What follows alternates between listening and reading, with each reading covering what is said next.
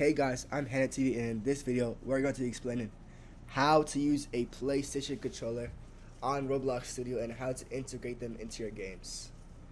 So first of all, connect the controller to your PC, and to test if it works, just click on play and just start like playing with your controller. It's working for me.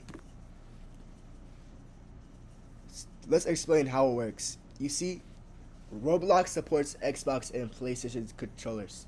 And since support for Xbox came way before PlayStation support came out, the buttons on PS4 controllers are mapped to the same buttons as Xbox controllers.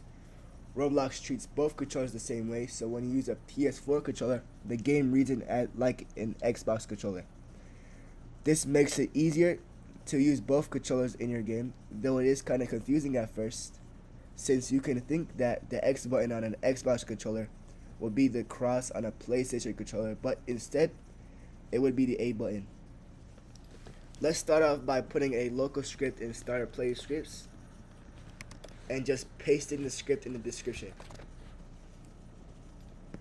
Now let's just click on play and just like test out everything, you know?